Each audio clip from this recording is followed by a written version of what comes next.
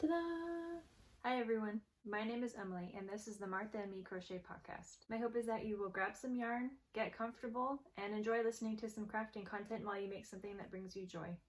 If this ends up being something that you enjoy, I invite you to subscribe or to leave a comment below letting me know what you would like to see in the future.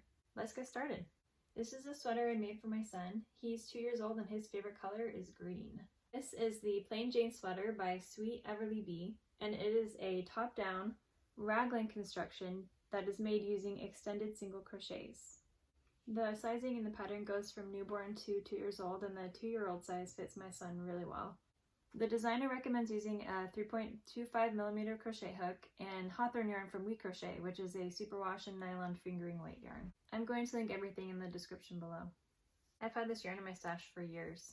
I found it at Goodwill, and I knew because it was so soft that I wanted to make something for a baby with it. And when I found this pattern, it felt like it was meant to be. The ball didn't have the ball band on it anymore, so I'm not entirely sure what kind of fiber it is, but I think it might just be a generic acrylic that's just really soft. You might have noticed that the ribbing on this actually isn't crochet, it's knit. I can knit, and so I decided that I would rather have a knit rib on there because I think it just looks a little cleaner. But the pattern comes with instructions for how to do crochet ribbing. When I first got to the point where I was splitting for the arms, I was worried that it was going to be too big, and so I put it on my son, and he loved it. He put it on and he did not want to take it off, and he kept saying, "Is this for me?" And when I would pick up some knit sweaters that I was working on for myself, he would say, "Oh, that's your sweater. Can I wear my sweater?" So I definitely had to finish this, and I'm really glad I did. Unfortunately, the day that I put this on my son and had him wear it, he was in kind of a bad mood, so I didn't get great video of him wearing it. But I did get a pretty good video of him wearing it before it had the neckline ribbing on it. I found this pattern on Pinterest and I was immediately drawn to it because of the texture of the extended single crochets.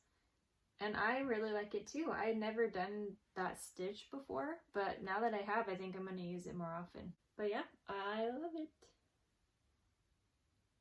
Super cute.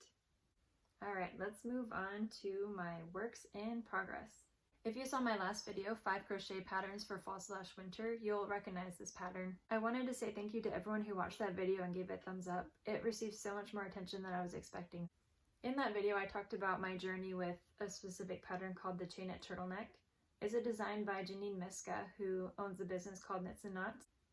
And I'll give you a brief recap of what I said in that video. Essentially, I made this pattern, and the first time it was too small, and then I remade it, and it was too big. And in the video, I was considering ripping it out and trying again, and I decided to go for it, and I have not had any regrets. I think the stitches look so much neater. I took a video to show a comparison between what the stitches looked like before and what they look like with a much smaller hook, and I like the way that this looks a lot better. The pattern recommends using a size K hook, and I sized down to, I believe, a size G, which is a 4.5mm.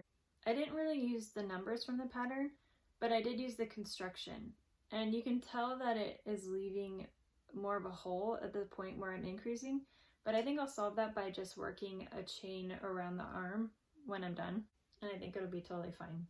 The yarn is a blown alpaca and wool mix, and so when I was trying to take out the sweater, it stuck together pretty badly, but I figured out a rhythm, and it was fine. I ripped out everything but the cowl.